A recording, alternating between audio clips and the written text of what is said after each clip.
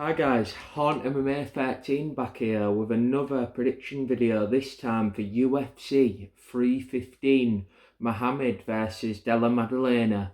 And we're going to go straight into the first fight on the main card. Benoit Saint Denis versus Carl Prepaglik. Now, most of you have never heard of this guy. He's Canadian, so you're automatically thinking, oh, he's going to lose, he's soy, he's weak, he looks like a retard. He's skilled.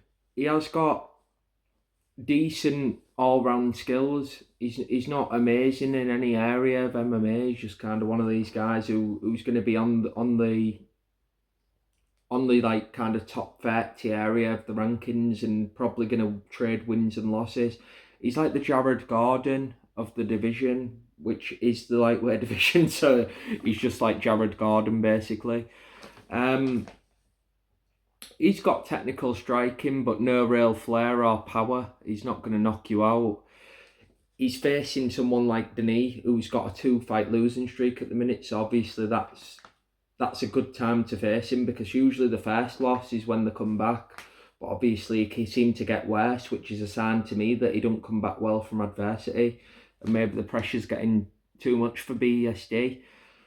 I do think that Prepaglik can cause problems simply because he's technical, and Benoit, he is decent on the feet and decent obviously on the ground, but he's not the most calm, composed fighter out there. He likes to kind of go out there, and I've said it before, like the Chris Benoit music, like that's what I feel like he hears in his brain when he's fighting, because he just goes all out, like in the Matt Favola fight. Matt Favola is very bad at MMA. He's just got power. This guy's actually got some technique, and I think it could be an upset, man. I think Prepaglik can do it, because like the Paddy Pimblett Jared Gordon fight, I just think he can outpoint him. Obviously Pimblett got the decision there, but he had the height advantage as well, so he was able to maybe get some shots off what he wouldn't have done just based on technique in that fight, whereas Benoit is more of a brawler, and he doesn't use reach or range. He just doesn't throw many kicks either. He knocked out Matt Favola with a head kick, but that was more just the fact that he was running away and he saw the opportunity. He actually doesn't throw too many in any of his other previous fights. I mean, that was like why it was such a shocking knockout when he knocked out Favola with that. But that was more of just like him throwing the kitchen sink, trying to get an highlight reel knockout. And I think he's not going to be able to get that here, because he's fighting someone unlike a Favola, as I mentioned, who doesn't have any technique, who's going to really, really be careful and patient, and that's just going to be the downfall of Benoit. He just doesn't have enough patience, and I feel like he's going to storm in and just get pieced up. He's going to get kicked in the leg, he's going to get taken to the fence and punches to the body, which he doesn't like. You know, it's just going to be a really bad night for him. And I think it's going to be my underdog pick of the card. I really think you should hammer this one in your parlay, because I don't think Benoit's got it in him anymore. I think he's got the pressure on him, and he needs to get a win so bad that he's going to rush things and get possibly even finish. But I think he's just going to get pieced up and look embarrassed out there, and then he's probably going to get decisionated by the amazing, Canadian unknown. So it's not going to be the best night for him, and the judges are going to give it to him either way, because he's in his hometown. So moving on, fight number 2 on the main card: Alexa Grasso versus versus Valentina Shevchenko. Valentina Silva. Sorry guys, I've had a few bevies. Alexa Grasso, she's got clown feet. I don't know if you noticed at the weigh-in, she looked like she had the biggest feet in the world, bigger than mine. Look. I feel like Alexa, obviously in the latest fight against Valentina, which is why there was a mistake there, she looked a bit dry to me. She didn't look like she had much danger. You know, in the past, Alexa's been known to like be able to just cause problems for people. Even when she's lost rounds, she's looked dangerous in there. I feel like in that latest Shevchenko fight, she just didn't look dangerous. She didn't look threatening. A bit like Pereira in the most recent fight against Ankalaev. It just seemed to not have that danger factor. And the reason for that was the grappling by Shevchenko, which she solely used really throughout that fight.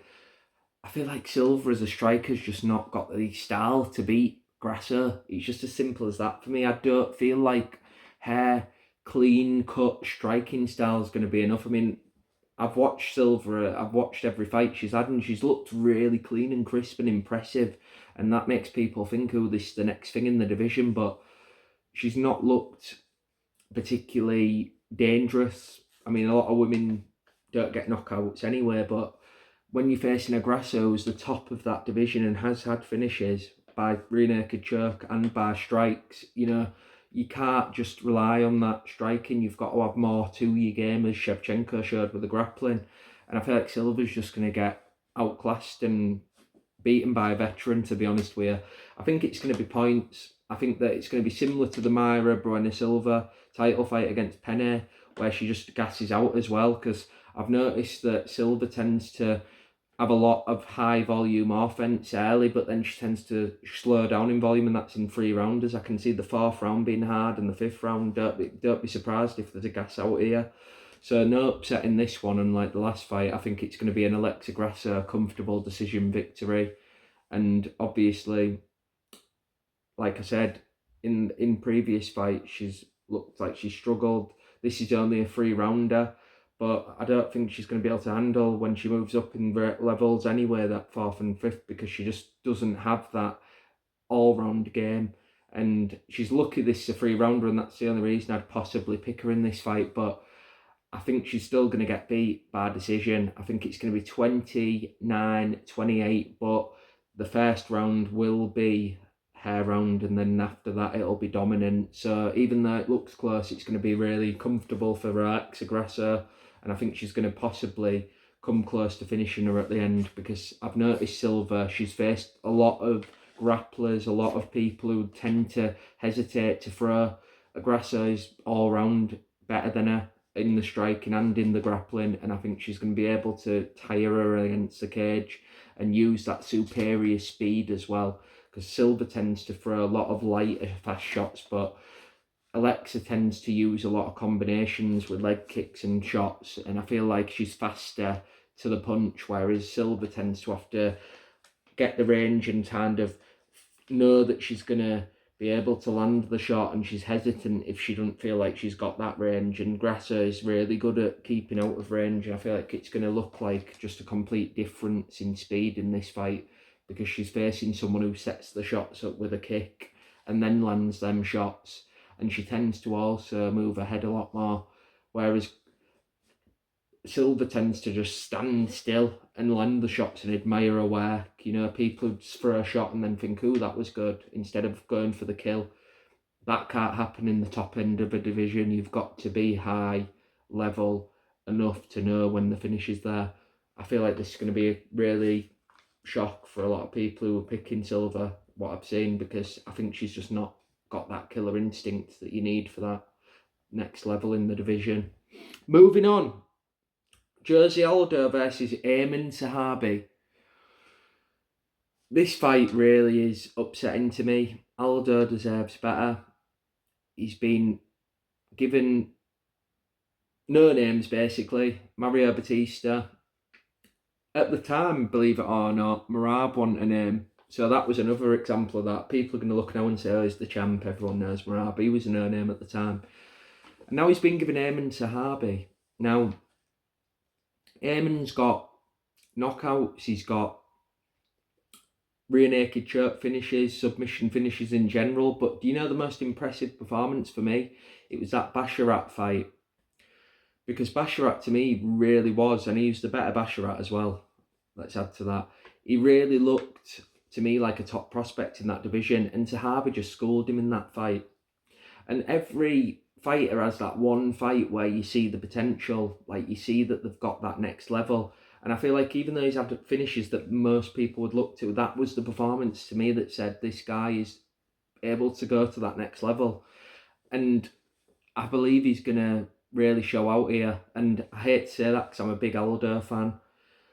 I also think that he looks as good as ever at bantamweight nowadays. He really does look like he's had a rebirth, and he looks like he's a lot more comfortable as well at that weight, weirdly. When do you see people go down and look better? But Aldo, really, for his age, you very rarely see fighters go down in weight when they get older and look that good, and he just looks like he's comfortable at that weight, and it kind of makes his featherweight run all that more impressive. And I just think, unfortunately, he's facing a guy here who's just younger, hungrier, and more upside in his career, and I just think he's going to be able to pick away at Aldo. I think it's not going to be like the Batista fight where he's just kind of stall and keep it safe. I think he's really going to give it a go. But I think that Aldo's going to have moments in this fight early where he's looking like the old Aldo, but I just think the youth's going to take over late, and I think he's going to mix in the grappling, but not in the way of a Batista where he's stalling against the fence, like I mentioned in the last fight. I think he's just going to go really, really hard, offensive grappling, tough, fast combinations in the clinch. You've seen that in his last fight. He likes to throw the elbows. He likes to throw uppercuts as well. He's got a really well-rounded game. He trains with Arnold Allen, who's also very good at that. And I just feel like he's going to be too dangerous compared to a Batista who just tends to decision people.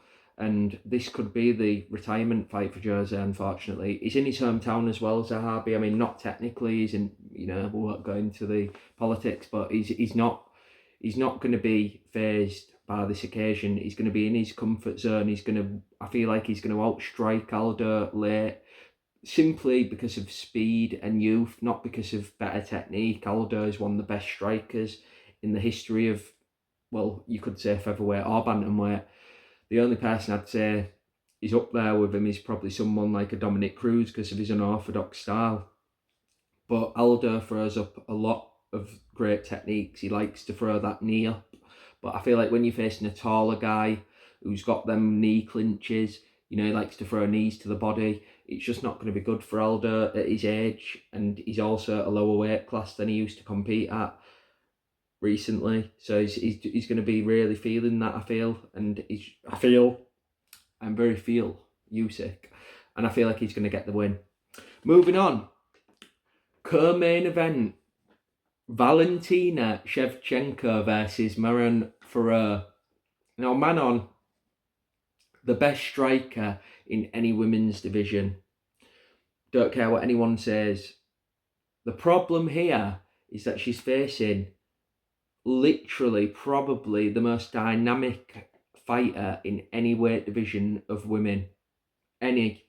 Bantamweight, strawweight, anything. Valentina Shevchenko, I know her last performance got panned, but I think that was more because people were a bit bitter because they thought she was a bit cocky after the win and they didn't like how she handled the defeat.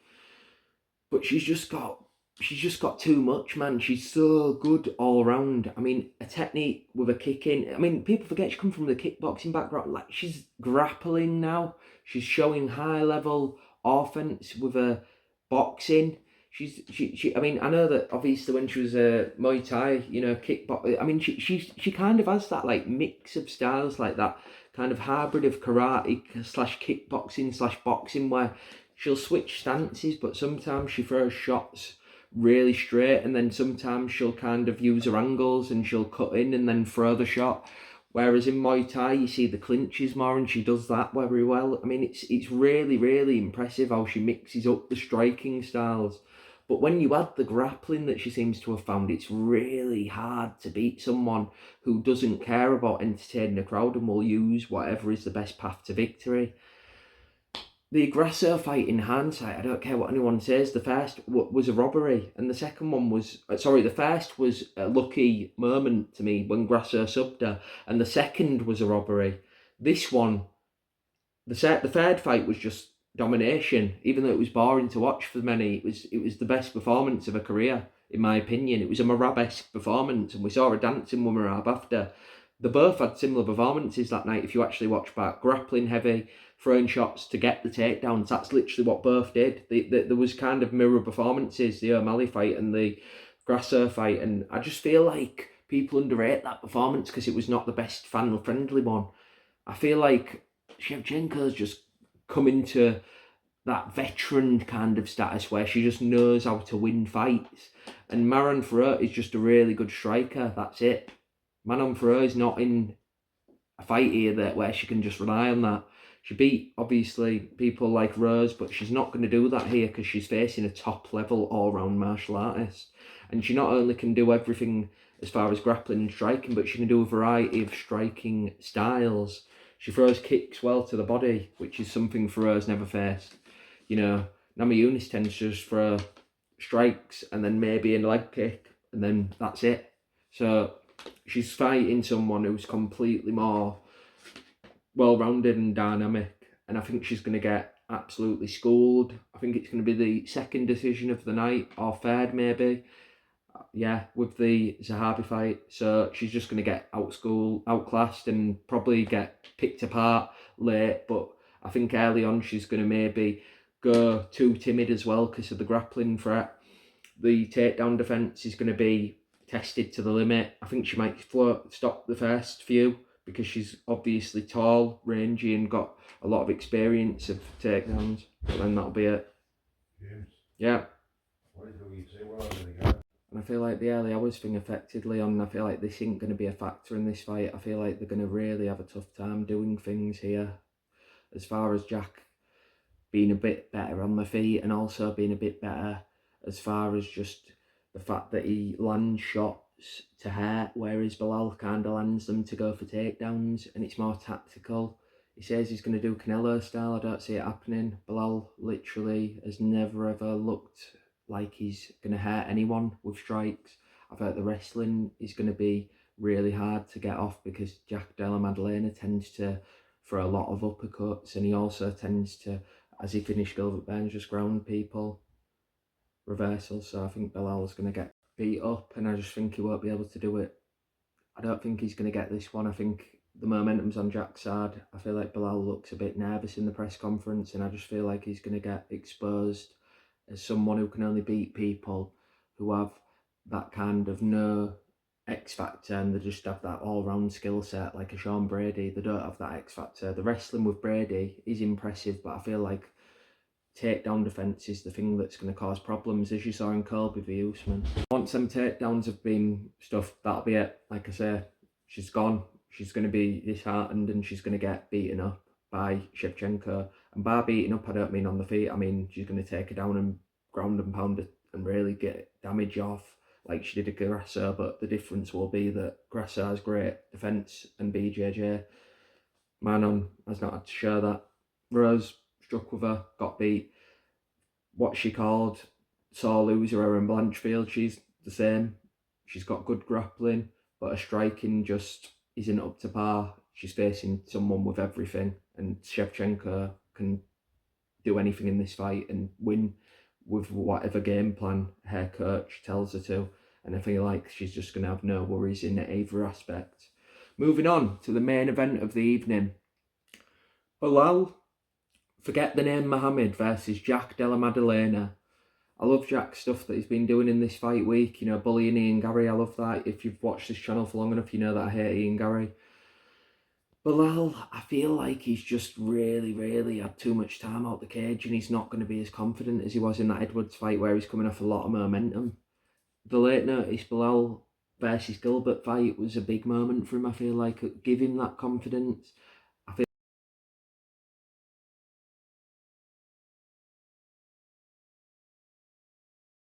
like that fight, I think he's going to catch Mohammed with an uppercut, hurt him, and then knock him out on the ground, probably with vicious elbows. It's going to be funny.